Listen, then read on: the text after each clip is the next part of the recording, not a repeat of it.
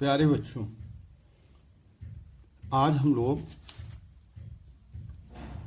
साझेदारी खाते नए साझेदार के प्रवेश में एक ऐसा क्वेश्चन लगाने जा रहे हैं जिसमें समायोजनाएं की गई हैं। अभी तक आपने कैलकुलेशन ऑफ गुडविल के सवाल किए, अन्य छोटे छोटे सवालों को किया। आज हम एक बड़ा सवाल लेंगे और इसे हल करेंगे, क्योंकि इसी तरह के सवाल यूपी बोर्ड में पूछे जाते हैं। तो आइए हम लोग सवाल नंबर 21, जिसको मैंने आपके व्हाट्सएप ग्रुप में सवाल भेज दिया है, क्योंकि अभी बहुत से बच्चों के पास किताबें नहीं होंगी, किताब भी प्रिस्क्राइब नहीं की गई है, इसलिए आप इस सवाल को देख लेंगे और समझेंगे कि इसमें क्या करना है और कैसे करना है। तो आइए हम लोग सवाल नंबर 21 देखते हैं। कह रहा है एक्स, वाई और जेड व्यापार में बराबर के साझेदार हैं। 1 अप्रैल 2016 को यन को व्यवसाय में इस शर्त पर सम्मिलित करते हैं कि व्यापार में भविष्य के 1/3 लाभ के हिस्से के लिए यन 50,000 रुपया पूंजी और 30,000 रुपया ख्याति देगा। 31 मार्च 2016 को एक्स, वाई और जेड का निम्नलिखित आर्थिक चिट्ठा है। आर्थिक चिट्ठा दिया हुआ है। दायित्व है लेनदार 2,30,000, अविभाजित लाभ 60,000, पूंजी है एक्स वाई जेड की क्रमशः 1,20,000, 45,000 और 25,000, संचय कोष है 45,000 का। इस तरह संपत्तियां हैं, बैंक में रोकड़ है 15,000, देनदार है 30,000, रहतिया है 75,000, मशीनरी है 1,75,000 और भवन है 2,30,000। नीचे इसकी समायोजनाएं दी गई हैं। कह रहा है ए पारस्परिक तय हुआ है कि यन के साझे में शामिल करने के पहले निम्नलिखित समायोजनाएं कार्यान्वित कर लेनी चाहिए। आ, मशीनरी तथा भवन का मूल्य क्रमशः 20% तथा 5% ह्रासित कर दिया जाए। बा, स्टॉक का पुनर्मूल्यांकन 1,45,000 पर किया जाना चाहिए। अप्राप्य ऋण के लिए 10% संचित का निर्माण करना चाहिए। अदत्त व्यय के लिए 7,500 रुपया और उपार्जित आय के लिए 1,500 रुपया का लेखा करना चाहिए।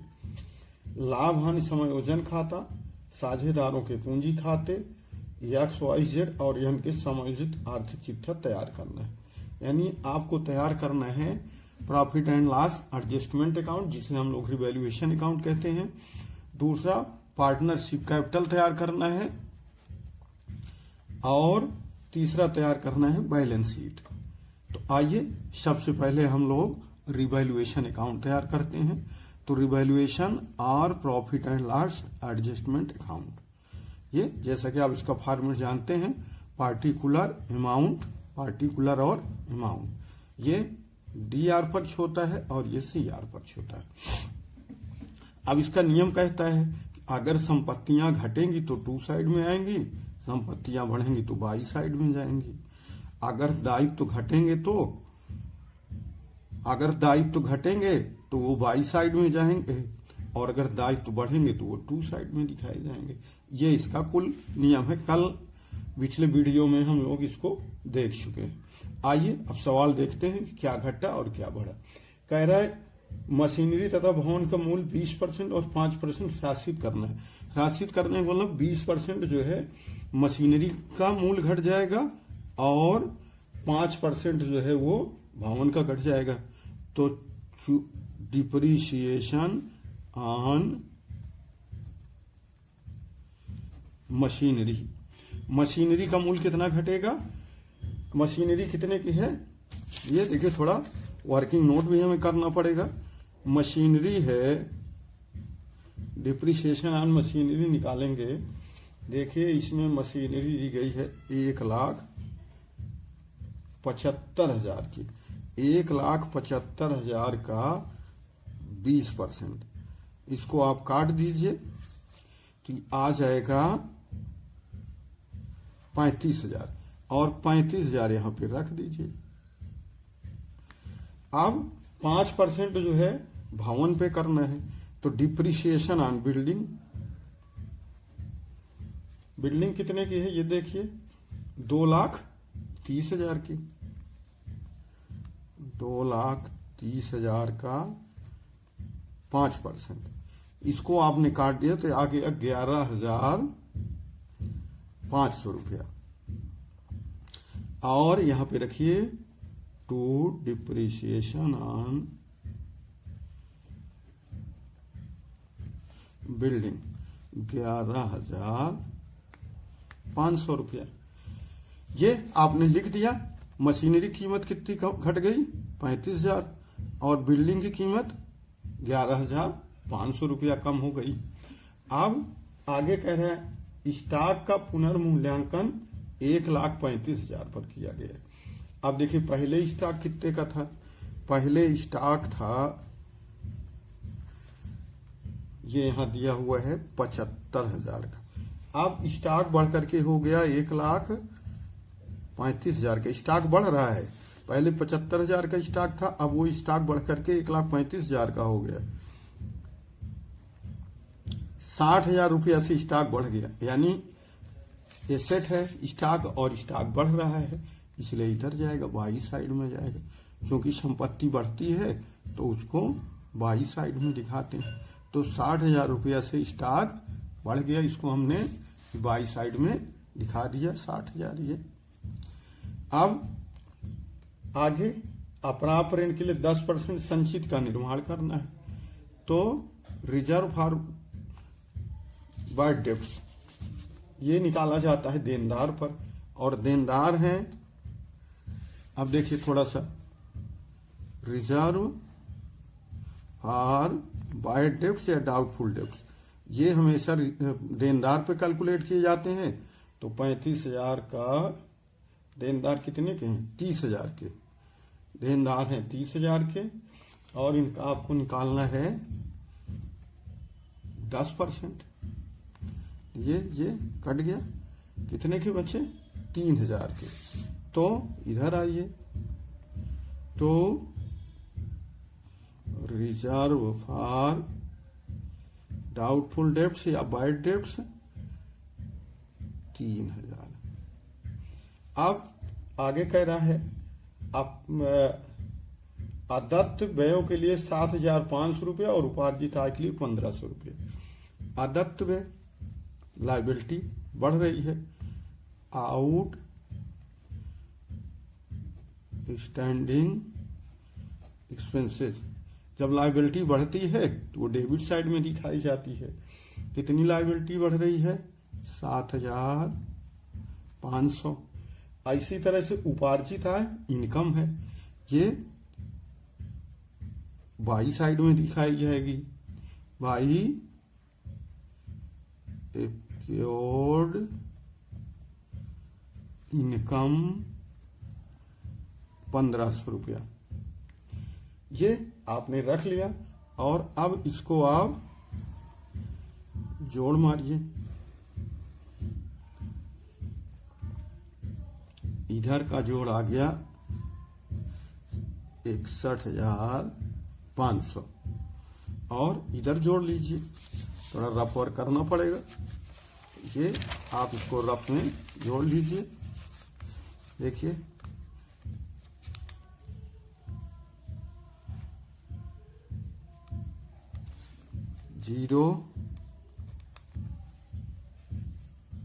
जीरो 5 5 10, 6 7 3 10, 7 17, 4 1 5, 57,000 इधर आ गया, और 61,500 इधर आ गया।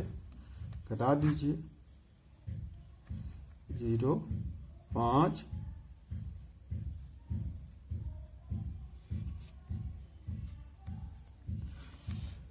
ये डिफरेंस जब आपने जोड़ लिया है, इधर का आगे आपका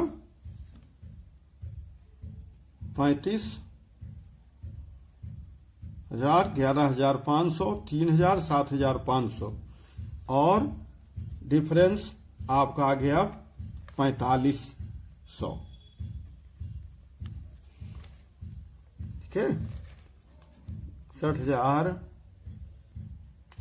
61,500, और इधर का जोड़ आ गया 57,000। 61,500 में 57,000 घटा दिया, तो आपका आ गया डिफरेंस 45।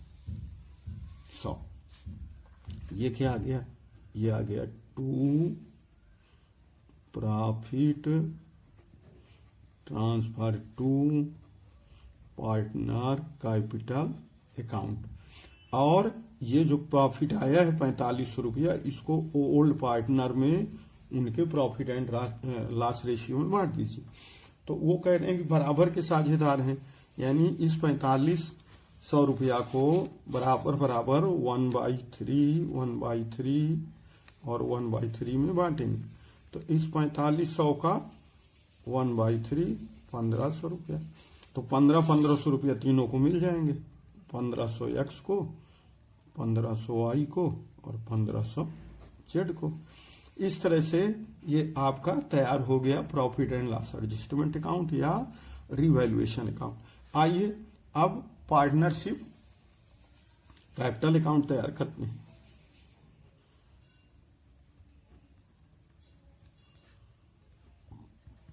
पार्टनरशिप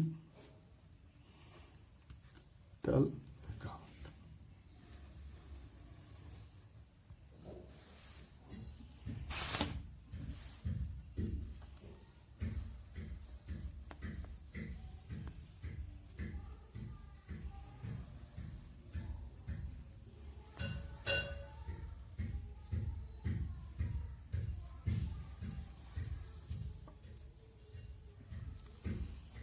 पार्टिकुलर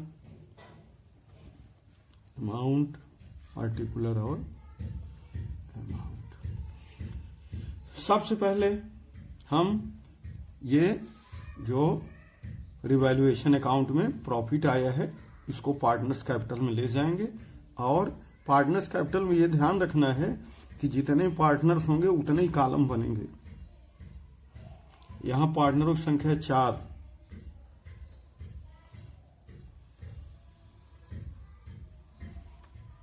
एक कॉलम हो गया एक्स का,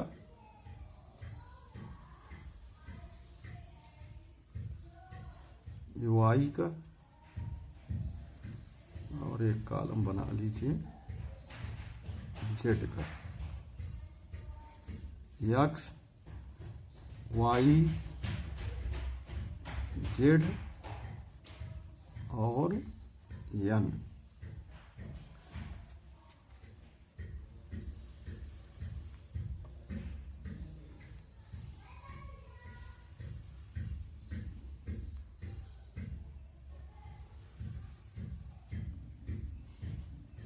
एक्स वाई जेड और पार्टनरशिप कैपिटल अकाउंट बनाने में ये ध्यान रखना है कि जितने पार्टनर होंगे उतने ही कॉलम बनेंगे। अगर 3 पार्टनर है तो 3 कॉलम, 4 पार्टनर है तो 4 कॉलम, 5 पार्टनर है तो 5 कॉलम। तो X Y Z N, X Y Z और एन। तो सर्वप्रथम हम लोग जो रिवैल्यूएशन में पार्टनर्स को प्रॉफिट मिला है इसको ले आते हैं। इसको लाएंगे इधर, चूंकि प्रॉफिट है ये बाई साइड में जाएगा, बाई रिवैल्यूएशन अकाउंट। और रिवैल्यूएशन अकाउंट में एक्स को मिलेगा 1500, वाई को मिलेगा 1500, जेड को मिलेगा 1500। एन को कुछ भी नहीं मिलेगा क्योंकि यह नया पार्टनर है, इसलिए इसको पुराने लाभ में कुछ हिस्सा या पुराने हान में कोई हिस्सा नहीं दिया जाता, इसलिए इसको कुछ भी नहीं मिलेगा। और अब दूसरी चीज आपको देखना है, सवाल में दिया हुआ है अविभाजित लाभ, यानी पुरानी बैलेंस शीट को आप देखिए और इसमें अविभाजित लाभ दिया हुआ है 60,000। इस अविभाजित लाभ को यानी अनडिस्ट्रीब्यूटेड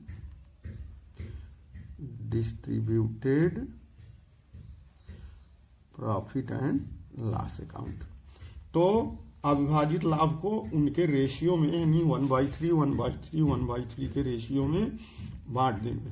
तो ये तीनों को आएगा 20,000 एक्स को, 20,000 वाई को और 20,000 जेड को। इसको एन को कुछ नहीं मिलेगा।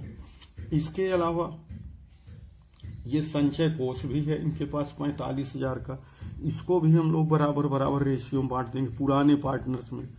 तो भाई रिजर्व फंड ये इनको मिल जाएगा 15,000, एक्स को, वाई को 15,000 और जेड को 15,000। 15,000 तीनों को मिल गया।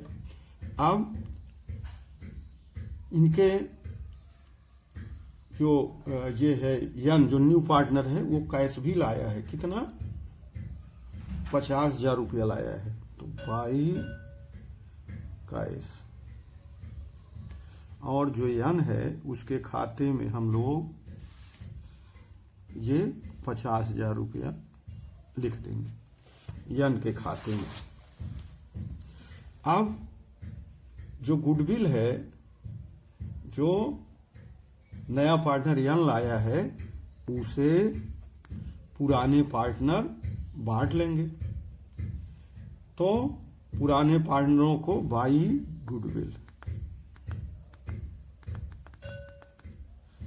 गुडविल बांट लेंगे वो, और सैक्रिफाइस रेशियो में बांटते हैं। तीनों ने बराबर बराबर सैक्रिफाइस किया, इसलिए सबको 1/3 1/3 1/3 उसमें भी मिल जाएगा। तो उसके द्वारा लाई गई गुडविल है 30,000। 30,000 को 1/3 में बांटेंगे तो 10,000 ये मिलेगी एक्स को, 10,000 वाई को और 10,000 जेड को। इस तरह से आपने देखा कि जो है, और जो एक चीज और इसमें है सर्वप्रथम जो कर लेनी चाहिए थी, हम लोग उनकी पूंजी लाना था। तो वो हम लोग कर तो लेना शुरू में चाहिए यहाँ पे, लेकिन अब उसको यहाँ लास्ट में हम लोग बाई बैलेंस बीटी। देखिए पुरानी बैलेंस शीट में एक्स की कैपिटल है 1,20,000, वाई की कैपिटल है 45,000 और जेड की कैपिटल है 25,000। ये तो आपने जो है ये आपने इधर कर लिया, सब ये रख लिया सब। यक्स की रिवैल्यूएशन अकाउंट में जो प्रॉफिट आया था, अनडिस्ट्रीब्यूटेड प्रॉफिट है, रिजर्व एंड फंड है, उसके द्वारा जो कैश लाया गया है, गुडविल का बंटवारा है और उनकी जो पुरानी कैपिटल वो सब आपने रख लिया है। अब इसे आप जोड़ मार दीजिए, क्योंकि जितने आइटम्स थे वो आपने यहां रख दिया हुआ है। अब इसको जोड़ेंगे, इसका जोड़ आ गया 50,000, इसका जोड़ आ गया 71,500, ये 1,500, 20,000, ये 20,000 लिखा हुआ है, 20,000, ये 15,000, ये 10,000 और ये 25,000, 71,500 हुआ। इसी तरह से वाई को जोड़ लगाएंगे 1,500 रुपया, 20,000, 15,000, 10,000, 45,000, इन सबको जोड़ेंगे। इसका जोड़ आता है 91,500 रुपया। फिर ये 1,500, 20,000, 15,000, 10,000 प्लस 1,20,000, ये जोड़ आपका आ गया 1,66,500 रुपया। ये आपने जोड़ लिया। अब टू साइड में देखिए इधर क्या आएगा, इधर कुछ मद नहीं है, इसलिए यही जो इधर का जोड़ आया है ये, तो यक्स के कॉलम में आप लिख देंगे 1,66,500 रुपया, वाई के कॉलम में लिख देंगे 91,500 रुपया, जेड के कॉलम में लिख देंगे 71,500 रुपया और एन के कॉलम में लिख देंगे 50,000 रुपया। ये आपने लिख दिया, चूंकि आप जानते हैं जितना क्रेडिट साइड का टोटल होता है उतना ही डेबिट साइड का होता है, या जितना डेबिट साइड का टोटल होता है उतना ही क्रेडिट साइड को। इसलिए जितना जितना टोटल इधर था वो एक्स का टोटल एक्स में, वाई का वाई में, जेड का जेड में और एन का एन में हमने लिख दिया। अब यहां टू बैलेंस CD, इसका जोड़ है 1,66,500, वाई का है 91,500, जेड का है 71,500 और एन का है 50,000। ये आपकी जो ये बैलेंस है ये कैपिटल है और ये जो है बैलेंस शीट में जाएगी। ये जो है बैलेंस शीट की पूंजी है। ये जो बैलेंस शीट आ गई है ये बैलेंस शीट की पूंजी है और ये बैलेंस शीट के पूंजी के कॉलम में लिखी जाएगी। इतना आपको ध्यान रखना है। जो बैलेंस आ गया है इसका क्या ये और ये जब अभी बैलेंस शीट बनाएंगे तो उसके ये बैलेंस शीट के पूंजी में शो करेंगे। तो आइए आगे अब हम लोग बैलेंस शीट बनाते हैं।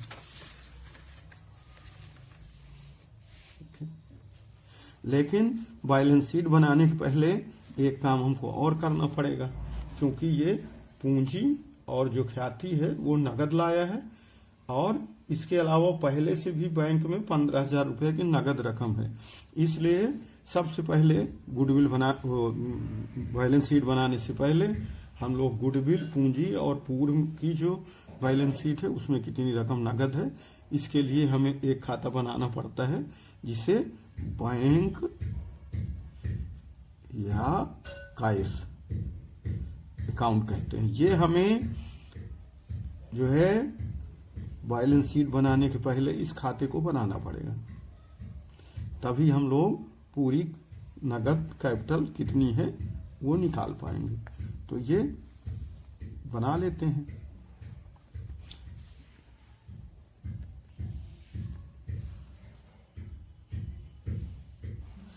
पुरानी बैलेंस शीट में देखिए कह रहा है बैंक में रोकड़, तो बैंक में कितनी रोकड़ है उसको आप ले आएंगे टू बैलेंस BD 15,000 रुपया।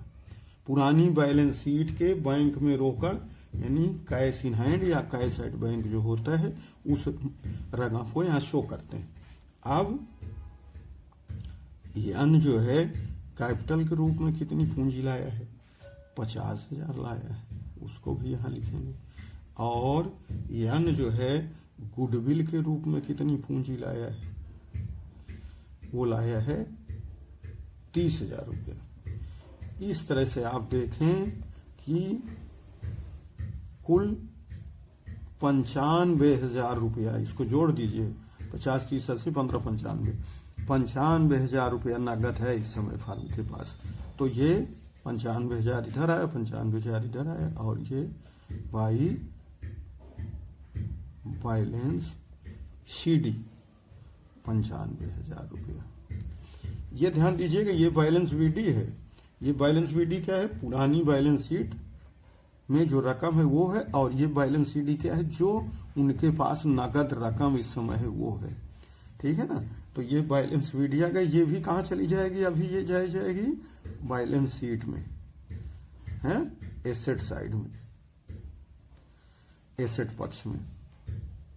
इतना ध्यान रखिए। आइए बनाते हैं balance sheet.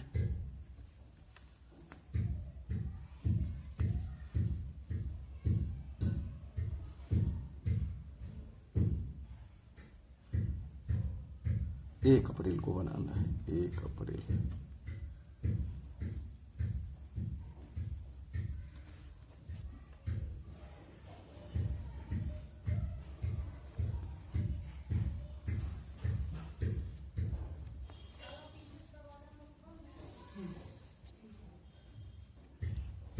Liability, amount, asset, amount rupees में। सबसे पहले हम लोग जो कैपिटल है जो अभी आपने निकाली है पार्टनरशिप कैपिटल बनाते समय, उसको यहाँ लिखाएंगे एक्स वाई जेड और एन। एक्स की कैपिटल है 1,66,500, वाई की कैपिटल है 91,500, जेड की कैपिटल है 71,500 और एन की कैपिटल है 50,000। और इनको आप सबको जोड़ लेंगे तो ये रकम हो गई 3,79,500 रुपया। और पिछली बैलेंस शीट में देखिए क्रेडिटर कितने के हैं, लेनदार क्रेडिटर चूंकि लाइबिलिटी होता है इसलिए लाइबिलिटी में जाएगा, और लाइबिलिटी क्रेडिटर है 2,30,000 का, तो 2,30,000। और आउट स्टैंडिंग एक्सपेंसेस है, अदत्त व्यय लाइबिलिटी होता है, अदत्त व्यय है 7,500 रुपया।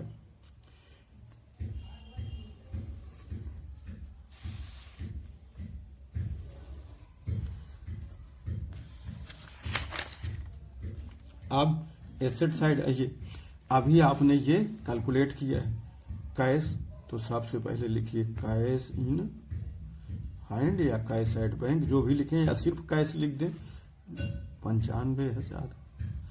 और फिर देनदार, ये भी एसेट है, देनदार हैं आपके 30,000 रुपया लेस, इसमें से आपको जो वहां पे 3,000 रुपया प्रोविजन का है वो घटाना है,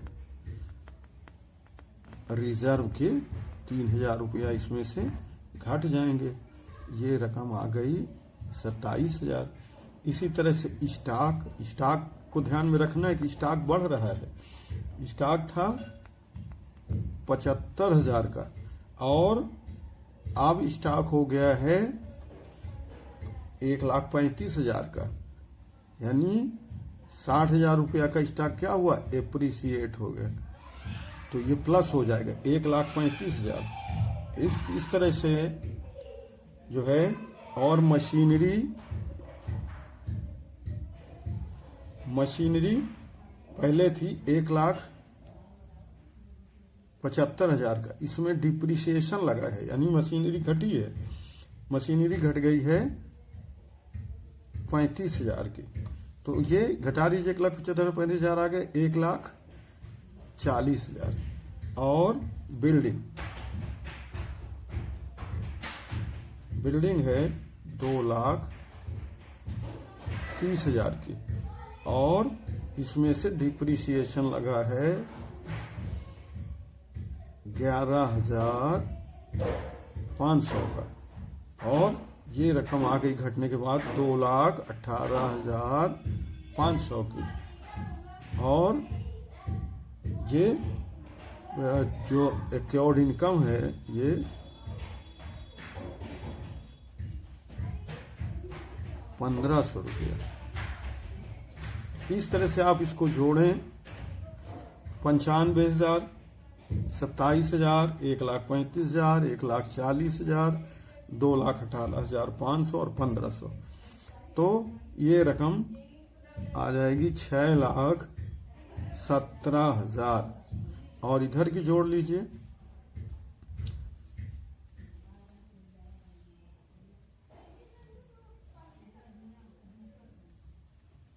$6,17,000 इधर आ गया एसेट पक्ष और 6,17,000 आ गया लायबिलिटी पक्ष। तो इस तरह से आपने इसमें देखा, इसमें कि ये आपका पूरा सवाल लग गया है। थोड़ा बड़ा सवाल है, हो सकता है आपको इसमें पहला सवाल समझने में दिक्कत होगी, लेकिन इसी तरह के बड़े बड़े सवाल अब आपको आगे हल करने पड़ेंगे, क्योंकि इसी तरह के सवाल बोर्ड में आते हैं। थोड़ा सा मेहनत करेंगे और हम लोग आगे बढ़ेंगे तो आपकी परेशानी का निराकरण होगा। इसमें 2-3 चीजें ध्यान में रखना है कि पुरानी बैलेंस शीट में देखना है कि अगर अविभाजित लाभ है, संचय कोष है, तो उसे पुराने पार्टनर्स में उनके पुराने रेशियो में बांट देंगे, और प्रॉफिट एंड लॉस या रिवैल्यूएशन अकाउंट निकालेंगे, उसमें जो भी प्रॉफिट आएगा या लॉस आएगा उसको उनके पुराने प्रॉफिट एंड लॉस रेशियो में पुराने पार्टनर में बांट देंगे। उसके बाद फिर हम लोग पार्टनर्स कैपिटल बनाते हैं और पार्टनर्स कैपिटल में जो बैलेंस शीट ही आता है वही पूंजी होता है, वो बैलेंस शीट में चला जाता है। और इसके बाद हम लोग कैश निकालने के लिए कैश अकाउंट बनाते हैं और तत्पश्चात सबसे अंत में बैलेंस शीट बनाते हैं। और इस तरह से हम देखते हैं कि हमारी बैलेंस शीट के एसेट साइड और लायबिलिटी साइड दोनों की रकमें मिल जाती हैं। तो प्रायः ये कहा जाता है कि हमारा सवाल सही है, यद्यपि कई बार दोनों अमाउंट मिलने के बाद भी सवाल गलत रहता है, वो अलग चीज है। तो आज के इस सवाल में मुझे आशा है कि आपको समझ में आ गया होगा। नेक्स्ट अगले वीडियो में